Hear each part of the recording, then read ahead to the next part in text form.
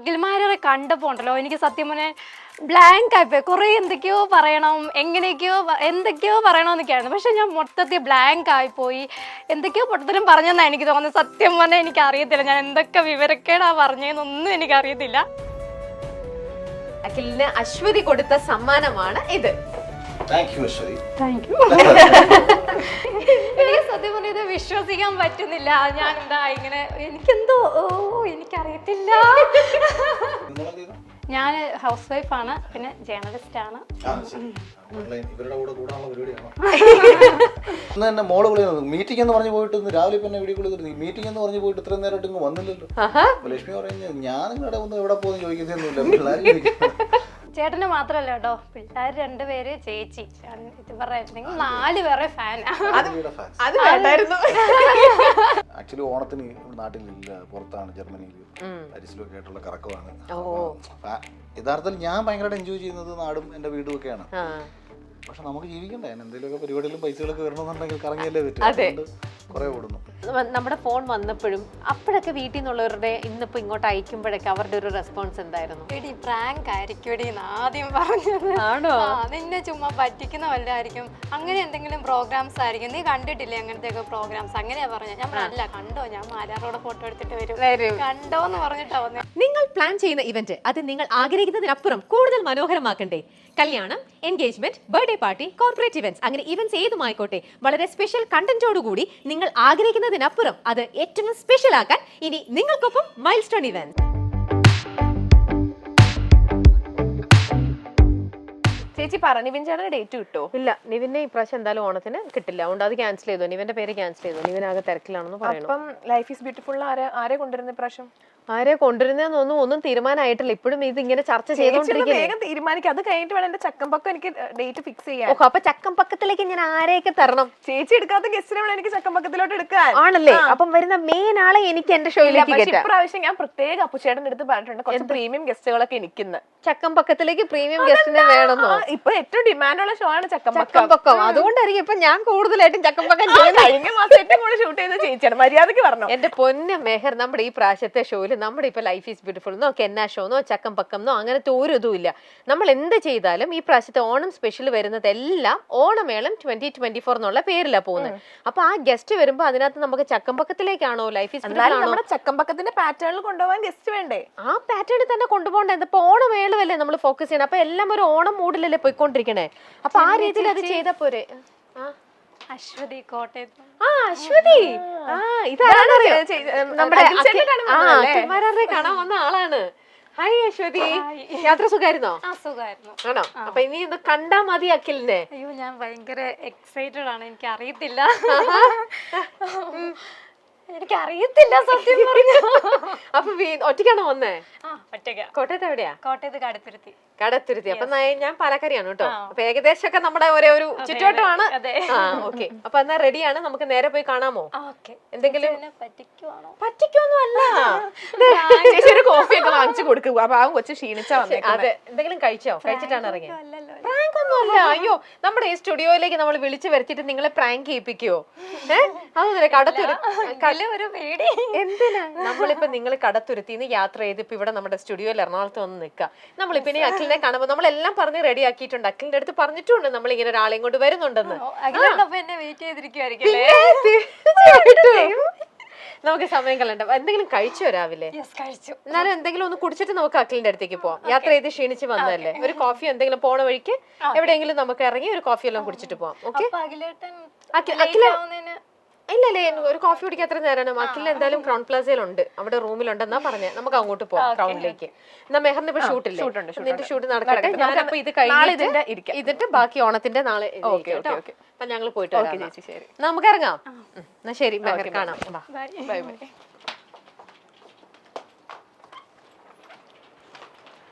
ഞാൻ ചോദിക്കട്ടെ അശ്വതി, അഖിലിന്റെ അടുത്ത് ഇത്ര ഇഷ്ടം തോന്നാനുള്ള ഒരു അത് കാരണം എന്തായിരിക്കും? ചേച്ചി, എനിക്ക് സത്യം പറഞ്ഞാൽ എക്സ്പ്ലെയിൻ ചെയ്യാൻ എനിക്ക് അറിയത്തില്ല. എനിക്ക് സത്യം പറഞ്ഞാൽ എനിക്ക് തല ഇറങ്ങോട്ടൊക്കെ തോന്നുന്നു ഇതൊക്കെ കണ്ടിട്ട്. എനിക്ക് സത്യം പറഞ്ഞാൽ ഇത് വിശ്വസിക്കാൻ പറ്റുന്നില്ല. ഞാൻ എന്താ ഇങ്ങനെ എനിക്കെന്തോ എനിക്കറിയത്തില്ല. ഇത്രക്ക് ഇഷ്ടമാണോ അഖിലിനെ അപ്പൊ? എനിക്ക് അത്രയ്ക്ക് ഇഷ്ടമാണ്. എനിക്ക് പറയാൻ അറിയത്തില്ല. ഓക്കെ, എന്നാ പറയണ്ട, സാരമില്ല. നമുക്കപ്പൊ എന്തായാലും അഖിലിനെ നേരിട്ട് തന്നെ കാണാം. സൂപ്പർ എക്സൈറ്റഡ് ആണ് അല്ലേ? അപ്പൊ ആ എക്സൈറ്റ്മെന്റിൽ എന്തൊക്കെയോ കൊറേയൊക്കെ പറയണോന്നൊക്കെയുണ്ട്, പക്ഷെ പറ്റുമെന്നൊന്നും അറിയത്തില്ല. അതൊക്കെ പറ്റും. നമുക്ക് എന്തായാലും പോയി കാണാം. ഓ ഭാഗ്യം, തിരക്കൊന്നും ഇല്ലെന്ന് തോന്നുന്നുണ്ട്. നമുക്ക് പെട്ടെന്ന് കിട്ടും. പെട്ടെന്ന് കോഫി കുടിക്കാം, ഓട്. വെയിറ്റിംഗ് ആണല്ലോ അഖിലിനെ കാണാനായിട്ട്. നമുക്ക് അന്ന് ഇവിടെ ഇരിക്കാം. അവിടെ വെയിലാന്ന് തോന്നുന്നു. ഈ സൈഡിൽ ഇരിക്കാം. അവിടെ ഇരുന്നോ. കഴിക്കാനൊന്നും വേണ്ടല്ലോ അല്ലേ? കുടിക്കാൻ എന്തെങ്കിലും പറഞ്ഞാൽ പോരെ? പറയട്ടെ എന്നാ. എന്താ കോഫി? എന്താ കോഫി ചേച്ചി പറഞ്ഞു. ആണോ? എനിക്കൊരു കോൾഡ് കോഫി മതി. എന്നാ ഒരു കോൾഡ് കോഫി. ചായ വേണോ? എന്നാ കോഫി ആണോ ചായ ആണോ? നോർമൽ ആയിട്ടുള്ള എന്തെങ്കിലും കോഫി ആണോ? നോർമൽ കോഫി ബ്ലാക്ക് ടീ ഉണ്ടോ? ഒന്ന് ബ്ലാക്ക് ടീ മതിയോ? Okay, then one black tea, one cold coffee. One cold coffee and one black tea. Yes, thank you. അപ്പോൾ ഇനി അത് വരട്ടെ. എന്നാൽ അപ്പത്തേക്ക് പറയൂ, എന്തുകൊണ്ടാണ് ഈ അഖിലിനെ ഇത്ര അധികം ഇഷ്ടപ്പെടാൻ കാരണം? ബിഗ് ബോസ് ആണോ? നമ്മളിപ്പോൾ ബിഗ് ബോസ് കണ്ടു കഴിഞ്ഞപ്പോഴേ പുള്ളി അതിൽ ഭയങ്കര നല്ല സത്യസന്ധമായിട്ട് നിൽക്കുന്നോട്ട് എനിക്ക് ഫീൽ ചെയ്തു.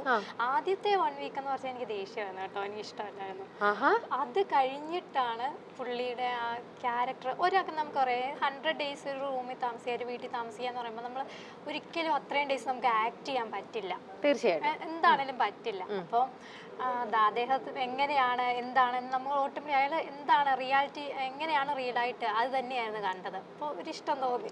അപ്പൊ ഏതൊരു ആദ്യത്തെ ദിവസം കണ്ടപ്പോ വെറുപ്പായിരുന്നല്ലോ, അതിൽ നിന്നും എന്തോ ഒരു ഇൻസിഡന്റ് ഉണ്ടായിട്ടുണ്ടാവണം ഇഷ്ടത്തിലേക്ക് എത്തിക്കാനായിട്ട്. അതെന്തായിരുന്നു ആ ഇൻസിഡന്റ്? ഇൻസിഡന്റ് പറഞ്ഞാൽ കറക്റ്റ് ആയിട്ട് ആ ഇൻസിഡന്റ് ഞാൻ ഓർമ്മയില്ല, പക്ഷെ എല്ലാവരോടും ഒറ്റപ്പെടുത്തി അഖിൽമാരാറെ ഒറ്റപ്പെടുത്തിയിട്ട് പിന്നീട് അദ്ദേഹം നമ്മൾ കാണുവാണല്ലോ 24/7 കാണുമ്പോൾ പുള്ളിയുടെ ഭാഗത്ത് തെറ്റില്ല എന്ന് നമുക്കറിയാം, ഓഡിയൻസിന് അറിയാം. പക്ഷെ ആ വീട്ടിലുള്ള എല്ലാവരും ബാക്കി ഇപ്പൊ എത്ര 20 പേരുണ്ടെങ്കിൽ ആ 19 പേരും അയാളെ ഒറ്റപ്പെടുത്തി ഇങ്ങനെ നിൽക്കുമ്പോൾ നമുക്ക് അയാളോട് ഒരു സിമ്പതി തോന്നുമല്ലോ. ആ സിമ്പതി പിന്നെ ഇഷ്ടത്തിലേക്ക് മാറി. എന്നിട്ട് ഈ സീസൺ 5 ഫുൾ എല്ലാ ദിവസവും ഇരുന്ന് കാണുന്നുണ്ടായിരുന്നു അശ്വതി. കണ്ടു കാണാൻ വേണ്ടി മാത്രം. സമ്മതിക്കണം. എന്നിട്ട് ഇത് എപ്പോഴെങ്കിലും ആരാർക്ക് അഖിലിന്റെ അടുത്തേക്ക് ഈ ഇഷ്ടം അറിയിക്കണം എന്നോ ഈ ആരാധന അറിയിക്കണം എന്നോ, അല്ലെങ്കിൽ അഖിൽ ഇപ്പൊ അതിനുശേഷം എത്രയോ സ്ഥലങ്ങൾ ഇനോഗ്രേഷൻ ഒക്കെ പോയിട്ടുണ്ട് അല്ലെ, പബ്ലിക് സ്ഥലങ്ങളിലൊക്കെ ഒരുപാട് അറ്റൻഡ് ചെയ്തിട്ടുണ്ട് പബ്ലിക് ഫംഗ്ഷൻസ് ഒക്കെ.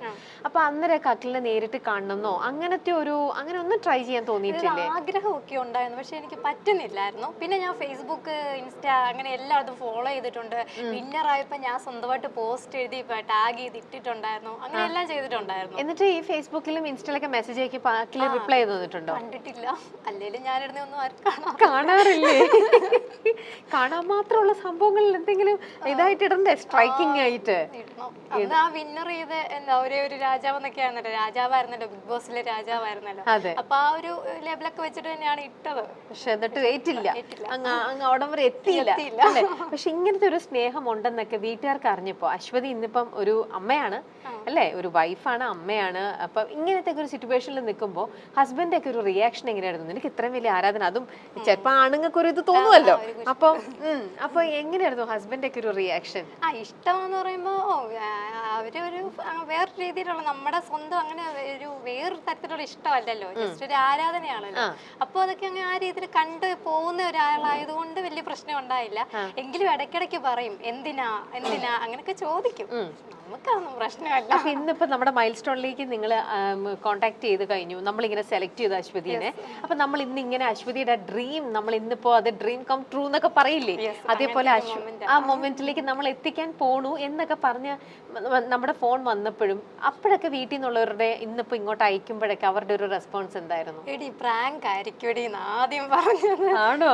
നിന്നെ ചുമ്മാ പറ്റിക്കുന്ന വല്ലതായിരിക്കും, അങ്ങനെ എന്തെങ്കിലും പ്രോഗ്രാംസ് ആയിരിക്കും, നീ കണ്ടിട്ടില്ലേ അങ്ങനത്തെ ഒക്കെ പ്രോഗ്രാംസ്, അങ്ങനെയാ പറഞ്ഞത്. ഞാൻ അല്ല കണ്ടോ, ഞാൻ മാരാറോടെ ഫോട്ടോ എടുത്തിട്ട് വരും കണ്ടോന്ന് പറഞ്ഞിട്ടാ വന്നത്. അപ്പൊ അങ്ങനെ ചാലഞ്ച് ചെയ്ത് വന്നിരിക്കുകയാണ്. അപ്പൊ കുട്ടികളെയൊക്കെ വീട്ടിലാക്കി.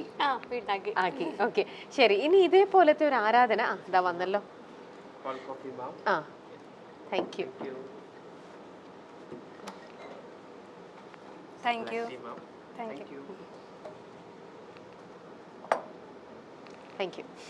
അപ്പൊ ഇങ്ങനത്തെ ഒരു ഈ അഖിലിനോട് തോന്നിയ പോലത്തെ ഒരു ഇഷ്ടം വേറെ നമ്മുടെ സിനിമാ താരങ്ങളോടോ വേറെ ആരോടും ഇതുവരേക്കും തോന്നിയിട്ടേ ഇല്ല? അങ്ങനെ തോന്നിയിട്ടുണ്ട്, പക്ഷെ അങ്ങനെ കാണണമെന്നില്ല. ഞാൻ നോക്കിയപ്പോ അഖിൽമാരാർന്ന് വെച്ചാൽ കുറച്ചുകൂടെ മറ്റുള്ളവരെക്കാളും ഒരുപാട് അങ്ങ് എന്താ താരപദവിയും കൊണ്ട് അങ്ങ് നടക്കുമല്ല, ആ ഒരു ജാടയോ അങ്ങനെയൊന്നും നടക്കുന്ന ഒരു വ്യക്തിയായിട്ട് എനിക്ക് തോന്നിയില്ല. അപ്പൊ നമുക്ക് കാണാനും പറ്റുമെന്നൊരു പ്രതീക്ഷയുണ്ടായിരുന്നു. മറ്റുള്ളവരെ കാണാൻ അങ്ങനെ ഒരു രീതിയിലും നമുക്ക് അങ്ങോട്ട് എത്തിപ്പെടാൻ പറ്റില്ല എന്നുള്ള ഒരു സംഭവമാണോ? അതല്ല, നമുക്ക് കാണുമെന്ന് തോന്നിയിട്ടുണ്ട്. നമ്മൾ ഫിലിമിലൊക്കെ കാണുന്ന ആ ഒരു അത് യഥാർത്ഥ ഒരു ക്യാരക്ടർ നമ്മൾ കാണുന്നില്ല. ഫിലിമിൽ എന്താണേലും ആക്ടിങ് ആണല്ലോ. അപ്പൊ അങ്ങനെ ആരാധന എനിക്കില്ല. പക്ഷെ ബിഗ് ബോസ് എന്ന് പറയുമ്പോൾ ഞാൻ പറഞ്ഞില്ല, ആദ്യമേ പറഞ്ഞു 100 days ഇങ്ങനെ നിൽക്കുമ്പോൾ നമുക്ക് ഒരാൾക്ക് ഇങ്ങനെ അഭിനയിക്കാൻ പറ്റില്ല. അപ്പൊ അതാണ് അവിടെ നിന്നാണ് ബാക്കി എല്ലാ സിനിമാ താരങ്ങളുടെയും സിനിമയിലൂടെ കാണുന്നത് അഭിനയമാണ്. ഇവിടെ യഥാർത്ഥ ജീവിതത്തിൽ ഒരു വ്യക്തിനെ നിങ്ങൾ മനസ്സിലാക്കാൻ സാധിച്ചു. അതിലാണ് അഖിലിനെ ഏറ്റവും കൂടുതൽ ഇഷ്ടപ്പെടാൻ കാരണം. ഇപ്പൊ അഖില് നമ്മുടെ നാട്ടിൽ നടക്കുന്ന പല ഇഷ്യൂസിലും സോഷ്യൽ റെലവെന്റ് ആയിട്ടുള്ള പല ഇതിലും അഖിലിൻ്റെതായിട്ടുള്ള ഒപ്പീനിയൻ പറയുന്നുണ്ട്.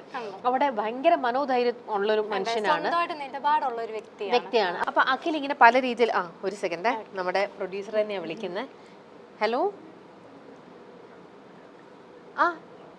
ഞാനപ്പോൾ അശ്വതിക്ക് എന്തെങ്കിലും ഒരു കോഫി വാങ്ങിച്ചു കൊടുക്കാലോ നിർത്തോണ്ട് ഞങ്ങൾ ഇവിടെ ഒരു കോഫി ഷോപ്പിൽ. അവിടെ ആയോ? അഖിൽ വന്നോ? റെഡിയാണോ?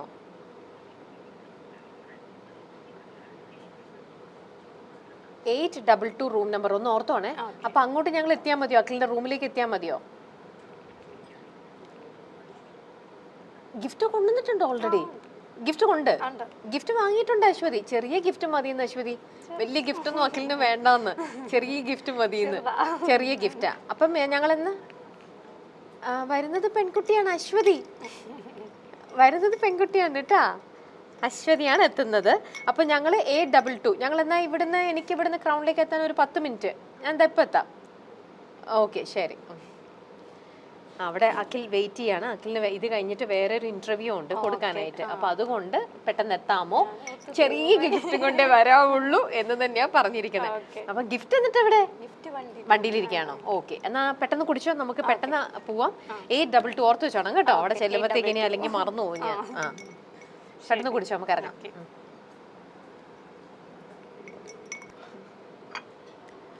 ബില്ല് പറയട്ടെ ഞാൻ? Ready? Excuse me, bill please. Bill.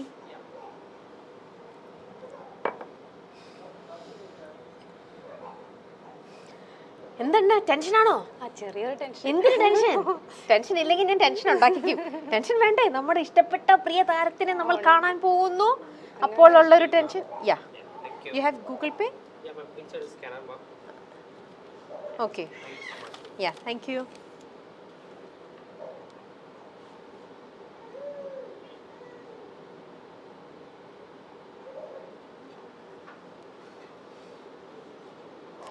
അയ്യോ, ഇത് അഖിൽ വിളിക്കണോ? അഖിൽ, ഞങ്ങൾ ഇവിടെ നിന്ന് ഇറങ്ങാ, ഇപ്പെത്തും. അയ്യോ, ഇനി മാറ്റാൻ പറ്റില്ല, എൻ്റെ കൂടെ ആ കുട്ടിയുണ്ട് അഖിൽ. എനിക്ക് 5 മിനിറ്റ് മതി. ഞങ്ങൾ ഇവിടെ ക്രൗണിന്റെ അടുത്ത് തന്നെ ഒരു കോഫി ഷോപ്പിലുണ്ട്. എനിക്കൊരു 10 മിനിറ്റ്സ്. ഞാൻ ദാ വരുന്നു, എന്നാ പെട്ടെന്ന് എത്താം.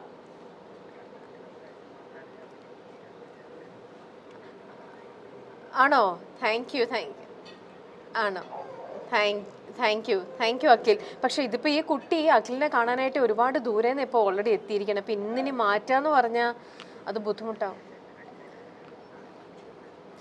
ഓക്കെ, ഇതാ ഞാൻ പെട്ടെന്ന് എത്തി. പോവാം. ഇതാ എത്തി. 5 മിനിറ്റ്സ്. ഓക്കെ. ഓക്കെ, പീഡ. Okay, thank you. ഓടിക്കോ. അല്ല, അഖിൽ പോകുന്നു. ലിഫ്റ്റ് നമുക്ക് എടുക്കാം. അല്ല വേണ്ട, ബാ, നമുക്ക് സ്റ്റെയർ വഴി പോകാം. ലിഫ്റ്റ് ഒക്കെ വരാൻ നിന്നാലേ നമ്മൾ ലേറ്റ് ആവും. ഓടാം, ബാ, പെട്ടെന്ന് വാ.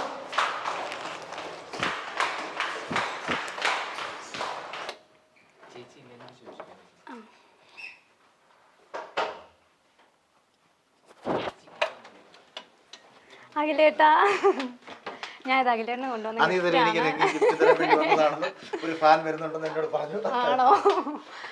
ഹലോ, ഞാനിവിടെ ഉണ്ട്. അഖിൽ, അശ്വതി, ഇത് എന്ത് പണിയാ കാണിച്ചേ? ഇത് അഖിലിന്റെ മൈക്ക്.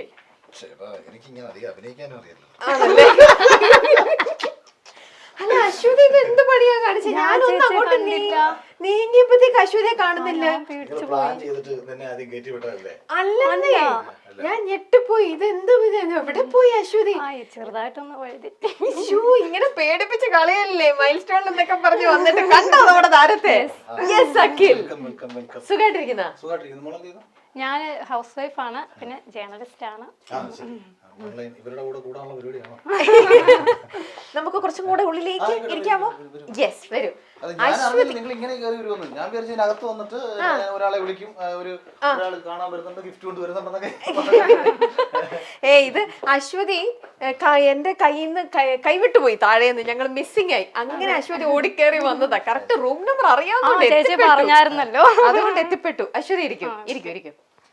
അശ്വതി എന്ന് പറയുന്ന ആൾക്ക് അഖിൽ എന്ന് പറയുന്ന ആളോടുള്ള ഒരു ആരാധനയുണ്ടല്ലോ. ഞാൻ ചോദിച്ചു, അശ്വതി, അഖിൽ ഒരു സിനിമാ നടനല്ല, ഇത്ര ഒരു ഇത് വരാനായിട്ട് എന്തായിരിക്കും കാരണം? ഒരു ഡയറക്ടർ എന്നുള്ള രീതിയിലും ഇത്രയ്ക്ക് ഒരു ആരാധന തോന്നണ്ടേ? ബിഗ് ബോസ് ആണ്.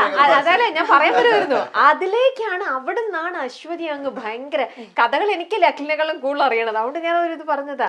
ഇനി അശ്വതി തന്നെ പറയൂ, എന്താണ് അഖിൽ അറിയട്ടെ? എന്താന്ന് വെച്ചാ ബിഗ് ബോസ് ഓഫ് കോഴ്സ് അത് തന്നെയാണ്. പിന്നെ ചേട്ടന് മാത്രല്ല കേട്ടോ, പിള്ളേർ 2 പേര്, ചേച്ചി, ഇത് പറയായിട്ടുണ്ടെങ്കിൽ 4 പേരെ ഫാനാ. അത് വേണ്ടായിരുന്നു അഖിൽ. സന്തോഷമുള്ള കാര്യമാണ്. ഞാൻ മുഖമൊക്കെ ബ്ലഷ് ചെയ്യുന്ന കണ്ടുവരായിരുന്നു. കണ്ണിലൂടെയുള്ള തിളക്കം പെട്ടെന്ന് പോലെ അവരെയും കൂടെ കാണാൻ പറ്റിയ അത്രയും കൂടെ സന്തോഷം. അപ്പൊ അവരെ എല്ലാരെയും കൂടെ കാണാനായിരുന്നു കൂടുതൽ കൂടെ കണ്ട അത്രയും സന്തോഷം. ഞങ്ങൾ ഒരു ദിവസം വീട്ടിലേക്ക് വരട്ടെ അഖിൽ. വീട്ടില് ഞാൻ എപ്പോഴും എന്തെങ്കിലും പരിപാടിയായിട്ടൊക്കെ പുറത്തായിരിക്കും. ഇപ്പോഴില്ല നമ്മുടെ, അതുകൊണ്ടാണ് പ്രശ്നം. വീട്ടില് പിന്നെ സത്യസന്ധമായി പറഞ്ഞാൽ ഞാൻ വീട്ടിലോട്ട് അധികാരം വിളിക്കാറില്ല. ഞാൻ അതിനകത്ത് ഭയങ്കര അലമ്പാ. ഏറ്റവും ഇഷ്ടപ്പെട്ട ഒരു സ്പേസ് എന്ന് പറയുന്നത് വീടാ. എന്നിട്ട് ഇന്ന് തന്നെ മോള് വിളിക്കുന്നത് മീറ്റിംഗ് എന്ന് പറഞ്ഞു പോയിട്ട് രാവിലെ പിന്നെ വീഡിയോ വിളിക്കുന്നത് മീറ്റിംഗ് എന്ന് പറഞ്ഞു പോയിട്ട് ഇത്രയും നേരമായിട്ട് ഇങ്ങ് വന്നില്ലല്ലോ. ലക്ഷ്മി പറയുന്നത് ഞാൻ നിങ്ങളുടെ ഒന്ന് എവിടെ പോകുന്ന ചോദിക്കുന്നൊന്നുമില്ല, പിള്ളേർ. അതെപ്പോഴും അങ്ങനെയാ, പ്രത്യേകിച്ച് പെൺകുട്ടികള്. ഇഷ്ടമാണ്. പക്ഷെ നമുക്കിപ്പം ഇച്ചിരി യാത്രകൾ, തിരക്ക്. ഇനിയിപ്പം നാളെ കഴിഞ്ഞിട്ട് വാണ്ടർ പോകണം. ആക്ച്വലി ഓണത്തിന് നാട്ടിലില്ല, പുറത്താണ്, ജർമ്മനിയിൽ പാരീസിലൊക്കെ ആയിട്ടുള്ള കറക്കമാണ്. യഥാർത്ഥത്തിൽ ഞാൻ ഭയങ്കരമായിട്ട് എൻജോയ് ചെയ്യുന്നത് നാടും എന്റെ വീടും ഒക്കെയാണ്. പക്ഷെ നമുക്ക് ജീവിക്കണ്ടേ, എന്തെങ്കിലുമൊക്കെ പരിപാടിയിലും പൈസകളൊക്കെ വരണമെന്നുണ്ടെങ്കിൽ കറങ്ങിയല്ലേ പറ്റും. അതുകൊണ്ട് കുറെ ഓടുന്നു. അഖിലിന് ഇതേപോലെ അഖിലിന് ആരാധനയുള്ള ഒരുപാട് എന്താ പറയാ, സ്ത്രീകളായിട്ടും പുരുഷന്മാരായിട്ടും പലരും അഖിലിന് അതുവരെ കണ്ടിട്ടുണ്ട് അല്ലെ? പക്ഷെ ഇതേപോലെ ഒരു സമ്മാനം തരാനായിട്ട് ഇതേപോലെ ഏതെങ്കിലും ഒരു ഫാൻ എന്തെങ്കിലും ഒരു സമ്മാനം ഇതുവരേക്കും തന്നിട്ടുണ്ടോ? അല്ല, അതൊക്കെ ഇഷ്ടംപോലെ കിട്ടിയിട്ടുണ്ട്. വലിയ വലിയ സമ്മാനങ്ങൾ ആണല്ലേ? ആ വലിയ വലിയ സമ്മാനങ്ങളുടെ ഇടയിൽ ഒരു അല്ല, സമ്മാനത്തിന്റെ അല്ല. ഒരാള് ഇപ്പൊ ഞാൻ പറഞ്ഞില്ല, ഒരുപാട് ആൾക്കാർ കാണാൻ വേണ്ടിയിട്ട് നമുക്ക് മെസ്സേജ് അയക്കുന്നുണ്ട്. പക്ഷെ ഒരാൾ എനിക്ക് വിളിച്ചു വരുത്താൻ പറയും. ഞാൻ പലരോടും പറയുന്നത്, ഇപ്പൊ നിങ്ങൾ കൊച്ചിയിലേക്ക് വരുന്നു എന്ന് പറഞ്ഞ സമയത്ത് ചിലപ്പോൾ ഞാൻ ഇവിടെ കാണത്തില്ല. ഇപ്പോ ഞാൻ എവിടെ ഉണ്ടെന്ന് ചോദിച്ചാൽ, നിങ്ങൾ ഇപ്പൊ കൊച്ചിയിലുണ്ടെങ്കിൽ നമുക്ക് കാണാം. ഇപ്പൊ നമ്മൾ ഇവിടെ ഉണ്ട്. ഇപ്പൊ ഒരാൾ എന്നെ വിളിച്ചിട്ട്, ചേട്ടാ ഒന്ന് കാണാൻ പറ്റുമെന്ന് വെച്ചാൽ, മോനെ ഞാൻ ഇത്ര സമയം വരെ ക്രൗൺ പ്ലാസയിലുണ്ടാവും, വന്ന് കാണാമെന്ന് പറയും. നാളെ എപ്പോഴെവിടെന്ന് ചോദിച്ചാൽ എനിക്ക് എങ്ങനെ പറയാൻ പറ്റും? പറയാൻ പറ്റില്ല. കാര്യം നമ്മുടെ ടൈമിങ് നമുക്ക് ഒരിക്കലും കൺഫേം ചെയ്ത് പറയാൻ പറ്റാത്ത സാഹചര്യം. പിന്നെ ഞാൻ പറഞ്ഞില്ല, ദുബായിലും മറ്റു കഴിഞ്ഞ വർഷം ദുബായിൽ പോയ സമയത്തായിരുന്നു ബർത്ത്ഡേ. അപ്പം ഒരുപാട് ആൾക്കാർ സ്നേഹിക്കുന്നവർ ഒരുപാട് ഇങ്ങനെ തേടി. ഞാൻ മാക്സിമം മേടിക്കാറില്ല, അതാണ് സത്യം. അത്തരം ബാധ്യതകൾ ഞാൻ പൊതുവെ അങ്ങനെ ഏറ്റെടുക്കാറില്ല. പലതും ഞാൻ നോ പറഞ്ഞ് ഒഴിവാക്കുകയാണ് ചെയ്യുന്നത്. ആണോ? അശ്വതി കൊടുത്തോ? ഗിഫ്റ്റ് കൊടുത്തോ? കൊടുത്തു. അത് വന്നപ്പോഴേ കൊടുത്തു. ഞാൻ വാങ്ങിച്ചിട്ടുണ്ട്. അതെന്തത്?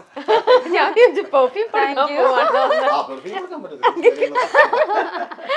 അശ്വതിക്ക് സന്തോഷായി. അപ്പൊ ഇപ്പൊ ഇനി എന്താ ചെന്ന് അഖിലിനെ ഇങ്ങനെ കണ്ടു, ഇത്ര നേരം അഖിലിന്റെ അടുത്ത് സംസാരിച്ചു എന്നൊക്കെ പറഞ്ഞ വീട്ടില് ഫ്രണ്ട്സിന്റെ അടുത്തൊക്കെ ചെന്ന് പറയണ്ടേ? പിന്നെ ബിഗ് ബോസിൽ അന്ന് വിന്നറായി കഴിഞ്ഞപ്പോ തൊട്ടേ വീട്ടിൽ കിടന്ന് ഇങ്ങനെ പറയുമായിരുന്നു, എനിക്ക് കാണണം കാണണം കാണണം. അപ്പൊ എനിക്ക് കൊട്ടാരക്കരയ്ക്ക് അന്ന് ഇത് എന്താ എതിരേൽപ്പ് അതൊക്കെ കണ്ടപ്പോഴേ എനിക്ക് ചെല്ലണമെന്ന് ഭയങ്കര ആഗ്രഹം. പക്ഷെ പറ്റുന്നുമില്ല. അങ്ങനെ ഭയങ്കര ഒരു ഇതിലായിരുന്നു. അപ്പൊ ഇതിനു മുമ്പ് എപ്പോഴെങ്കിലും അഖിലിനെ കാണാനായിട്ട് ട്രൈ ചെയ്തിട്ടുണ്ടോ? ട്രൈ ചെയ്തിട്ടുണ്ടോന്ന് വെച്ചാൽ എന്തെങ്കിലും അവസരങ്ങൾ വരുന്നുണ്ടോ നിങ്ങൾ നോക്കിയിരിക്കുവായിരുന്നു. അപ്പൊ പക്ഷെ പോകാൻ പറ്റിയിട്ടില്ല. ഇല്ല. അപ്പൊ എന്തായാലും ഫൈനലി ഇപ്പോഴാണ് മൈൽ സ്റ്റോൺ ത്രൂ ആയിട്ടാണ് അഖിലിലേക്ക് എത്തിപ്പെടാൻ പറ്റിയത്. സന്തോഷായി, സമ്മാനമൊക്കെ കൊടുത്തു. ഇനി എന്താ വേണ്ടേ? ഇനി ഒരു സെൽഫി എടുത്തോട്ടെ അഖിൽ. അയ്യോ, ചേട്ടൻ തന്നെ മിഠായി.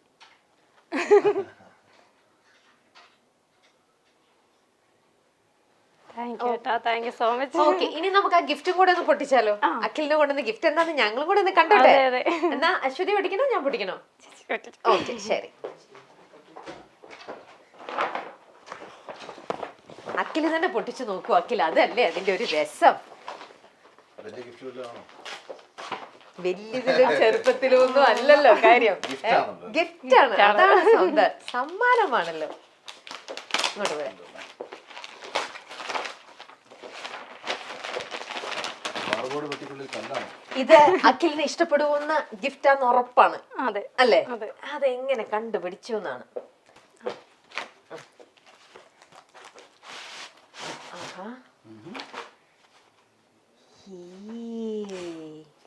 ഇതാരാ? ഞാനും എൻ്റെ അപ്പൂപ്പനും വെർലി പെയിന്റിംഗ് ആണ്. അതാണ് സംഭവം. കൊള്ളാട്ടാ, നല്ല താങ്ക് യു. വെർലി പെയിന്റിംഗ് ആണ് ഫുൾ സംഭവം കാര്യങ്ങളും ഒക്കെ. നമുക്ക് ക്യാമറ കൂടെ കാണിച്ചാലോ അഖിലേ? അഖിലിന് അശ്വതി കൊടുത്ത സമ്മാനമാണ് ഇത്. Thank you Aswathy. Thank U.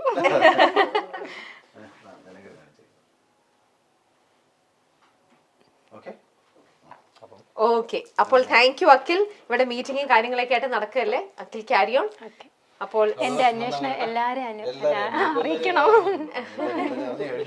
ഇപ്പൊ സന്തോഷായില്ലേ അല്ലേ? ആ ശരി, അപ്പൊ എന്നാ ഞങ്ങൾ ഇറങ്ങാണ്. യു ക്യാരി ഓൺ, നമുക്ക് കാണാൻ വീണ്ടും. Okay, thank you, bye. Mike തന്നാൽ ഞാൻ പൊക്കോളാം. ആ, താങ്ക് യു.